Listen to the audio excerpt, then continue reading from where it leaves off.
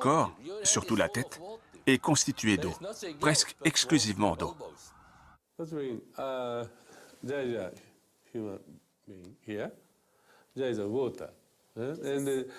Imaginons une simple expérience. Prenons un homme et de l'eau. De l'eau contenant différentes informations. Si on injecte cette eau à cet homme, son corps va s'approprier ces informations. Et cela peut changer l'état, le caractère de cet homme.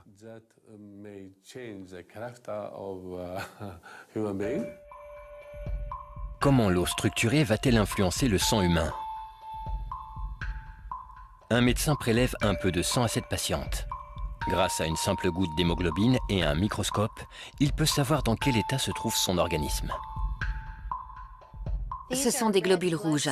Ils se sont agglomérés car ils ont perdu leur charge électrique. Ils se sont empilés comme une pile de monnaie, en cycle décadent. On observe ici un amas de symplastes. Les symplastes sont une des 3 voies de transport radial de l'eau dans les tissus. Concentrés, ils sont liés aux arrêts cardiaques, à l'arthrite, aux maladies des poumons et à d'autres pathologies qui pourraient sévir à l'avenir. Le médecin propose à la patiente de boire un peu d'eau structurée. Après 12 minutes, le médecin analyse de nouveau son sang. Comme vous le voyez, les cellules sont mobiles et devenues lisses. Elles ont récupéré leur charge électrique et peuvent ainsi assurer le transport sans perturbation de l'oxygène dans le sang.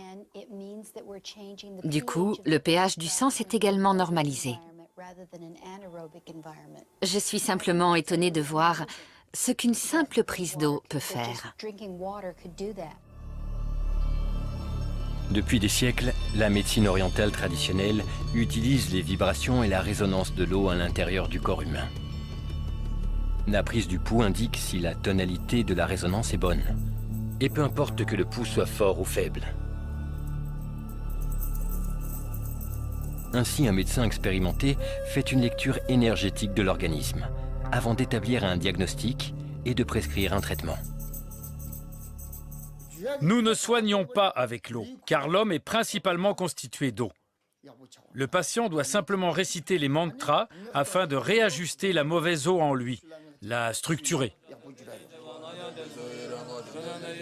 Si l'on ignore encore tout de ces mécanismes, il convient de constater que toutes les religions, qu'elles soient chrétiennes, musulmanes ou juives, invitent à prononcer des prières avant de manger ou à bénir la nourriture lors des fêtes religieuses. Avons-nous jamais songé aux origines de ces pratiques communes à l'immense majorité des religions?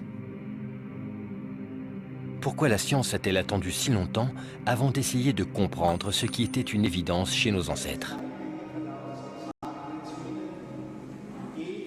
Dans toutes les confessions et dans toutes les langues, la fréquence des vibrations d'une prière se situe autour de 8 Hz, ce qui correspond à la fréquence des vibrations du champ électromagnétique de la Terre. Voilà pourquoi la prière pourrait donner à l'eau contenue dans tous les aliments une structure harmonieuse. Nous avons aujourd'hui une petite idée de la façon dont cela se passe, grâce à une structuration spécifique des clusters d'eau, des molécules d'eau. D'où le conseil pratique de toujours se mettre à table de bonne humeur. Et surtout, de ne jamais partager un repas avec des personnes mal intentionnées ou agressives, car cela pourrait entraîner un impact négatif sur notre santé.